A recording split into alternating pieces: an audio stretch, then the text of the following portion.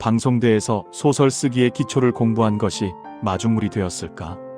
학교를 졸업한 뒤 꾸준히 책을 읽고 장르를 딱히 구분할 수 없는 글들을 쓰다가 소설가 윤우명 선생님을 만났다. 누구와도 비교할 수 없는 독특한 세계관을 지니고 독보적인 소설을 쓰는 작가다. 소설에 관한 한 엄격하기 그지없는 선생님의 지도로 공부를 했다. 그렇게 3년여의 혹독한 시간을 바치고 가까스로 소설가가 되었다. 방송대 개교 50주년 동문 에세이 오늘은 매혹된 삶이라는 제목으로 1990년 국어국문학과를 졸업한 소설가 방현희님의 이야기를 소개합니다. 나는 25년 만에 다시 병원으로 돌아왔다. 병원 문이 열린다. 데스크에 앉아있는 내게로 다양한 신체와 그 신체에서 벌어지는 질병을 지닌 구체적 실체들이 다가온다. 서울에서 밀려나고 밀려나 이곳 비닐하우스에 살다가 갑자기 땅값이 올라서 10억이 넘는 집을 갖게 된 사람들이, 임대 아파트에 사는 생활보호 대상자들이, 건축 현장에서 일하고 식당에서 일하는 사람들이, 누군가의 요양보호사가 휠체어를 밀며 들어온다. 커다란 식당의 점장과 그 식당에서 서빙을 하는 중국인들, 스쿠버 다이빙을 전문으로 하는 회사 사람들, 건축 현장 소장과 노동자들, 무슨 회사인지 모르지만 회사에 다니는 사람들, 무슨 사업인지 모르지만 사업하는 사람들이 각자의 병을 지니고 화나고 슬프고 고통스러운 얼굴로 들어온다. 나는 이전에는 얼굴조차 마주할 일이 없었던 사람들을 부축하여 병상에 눕히고 호소를 듣는다. 25년 전 나는 소설가로 등단했다. 초등학생 3학년 무렵부터 소설의 세계만을 꿈꾸며 살았던 내가 마침내 그 꿈을 이룬 것이다. 아버지가 공무원인 우리 집은 형제가 7이나 되었고 나는 그중 막내였으며 한 해에도 대학생이 두셋은 되었다. 형제들은 다들 예능 방면에 자질이 있었지만 자신에게 가장 현실적인 학과를 선택하여 독립해야 하는 게 우리에게 주어진 과제였다. 나는 국문학과를 가고 싶었지만 졸업 후 딱히 적당한 직업을 가질 수 없을 거라는 부모님의 의견에 따라 간호대에 들어갔다. 간호사가 되어 3교대 근무를 하면서도 나는 여전히 책을 읽고 소설을 쓰곤 했다.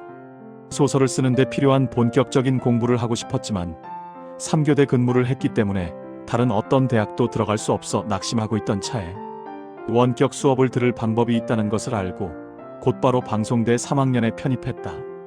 3교대 근무를 하고 기숙사에서 생활하는 내가 소설을 공부할 방법은 오직 책을 읽는 길밖에 없었는데 방송대의 원격 수업은 내게 굉장한 기회가 되어 주었다. 30년 전 당시에는 방송으로 수업을 듣고 방학 중에 강의실에서 교수님에게 직접 듣는 강의가 열리곤 했다. 나는 오직 소설을 쓰는 길을 가고 싶었지만 방송대의 커리큘럼은 소설 창작에 직접적인 도움이 되는 과정은 없었다. 그러다 문학 비평의 기초를 공부하게 되면서 비로소 소설 관련 공부를 하는구나 싶어서 매 시간 몹시 설렜다.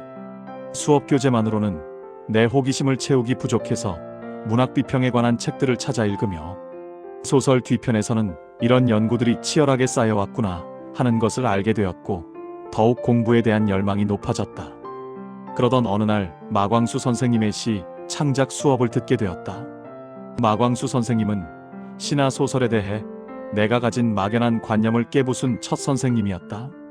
하늘의 일은 하늘에 계신 분이 알아서 할 일이고 땅에 사는 우리는 땅 위에서 벌어지는 바로 내 오늘의 일을 쓰는 것이라고 했다.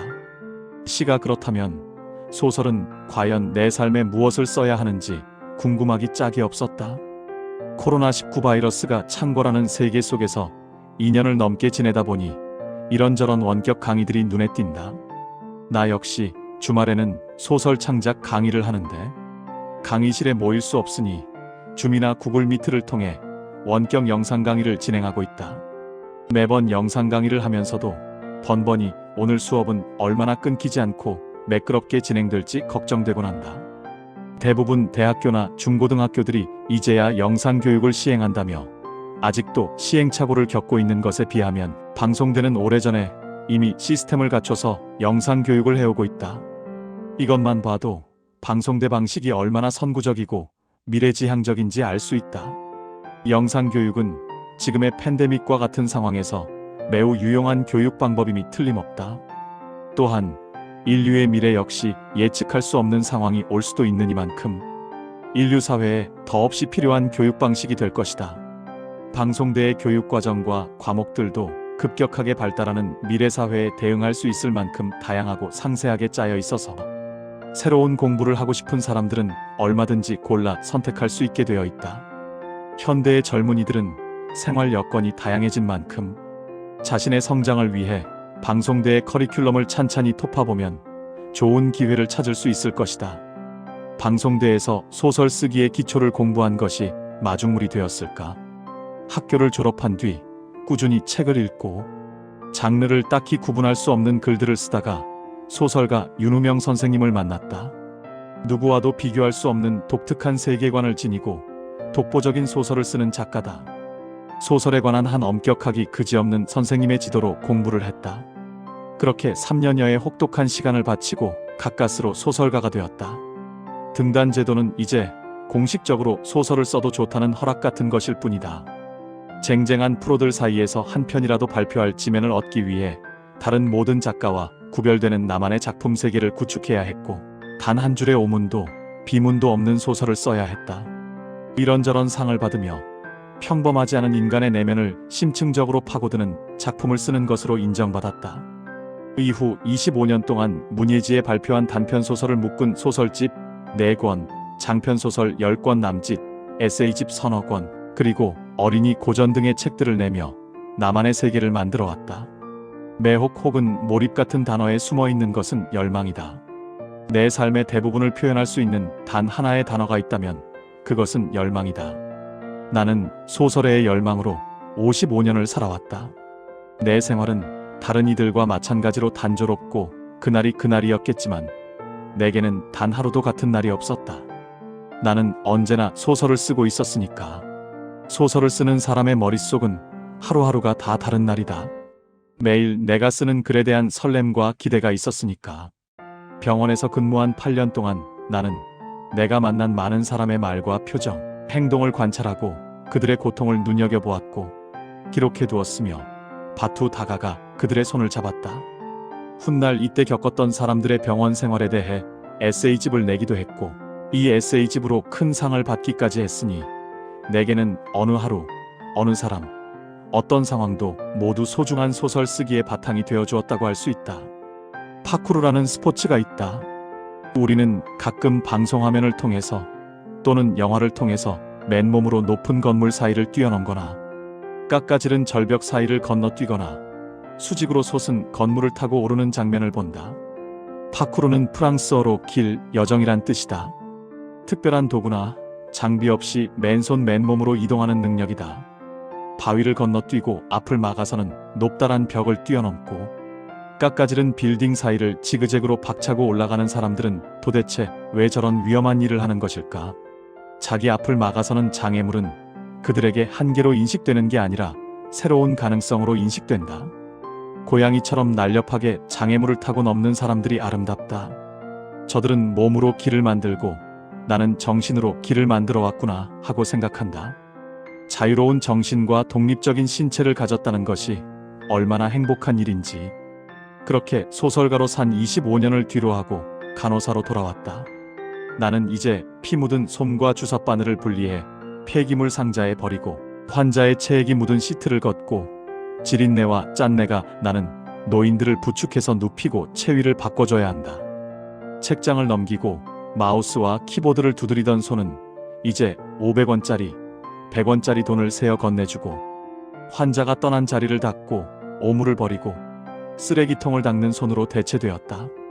주부로 살았기에 이런 일들이 꺼려지지는 않는다. 가족들이 먹고 난 닭뼈를 손으로 집어 쓰레기통에 넣고 생선 내장을 분리하고 돼지와 소와 닭의 기름을 떼어내고 개와 고양이의 똥과 소변을 치우는 일을 해왔으니까. 그러나 예전에는 상상도 하지 못한 즐거움을 누린다. 내 늙은 뒤가 저러할까? 할머니들과 다정하게 이야기를 나눈다. 할머니들이 집에서 쪄온 고구마를 먹으며 추운 겨울과 더운 여름을 굴다리 밑에서 채소를 팔며 자식을 키운 이야기를 듣는다. 한때 호텔 디자이너로 일하던 멋진 여자가 희귀한 병을 앓게 되어 그 모든 영광의 시절을 뒤로하고 예쁜 도시락을 만들어 가져와 늘어놓는 화려한 이야기를 듣는다. 늙은 사람들의 이야기는 예전에 생각했던 것만큼 고루하지 않다. 나는 한 인간이라는 거대한 세계가 생겨나고 융성하고 기우는 이야기를 듣는 것이다. 어린 시절 형제가 7이나 되는 집에서 내가 아무에게도 방해받지 않고 종일 소설을 읽을 수 있는 곳은 벽장뿐이었다. 벽장 문을 빼꼼히 열어놓고 군것질을 하며 책을 읽곤 했다. 아주 훗날 막스 피카르트의 새들이 이집트를 향해 날기 시작하면 그들은 이미 이집트에 있다. 그들은 내면에 이집트를 갖고 있으며 그렇게 자신의 내면을 향해서 날아간다. 막스 피카르트, 인간과 말을 읽고 내 어린 시절의 벽장은 이미 이집트를 품고 있는 거대한 세계였다는 것을 깨달았다. 평생학습인 에세이는 사단법인 한국방송통신대학교 출판문화원에서 평생공부로 읽어낸 행복, 배움으로 다잡은 인생 2권으로 출판되었습니다. 홈페이지 링크를 통해 구입하면 더 깊이 있는 50인 스토리 감동을 즐길 수 있습니다. 저작권법에 따른 영상 제작을 허락해 주신 출판문화원에 감사의 인사를 전합니다.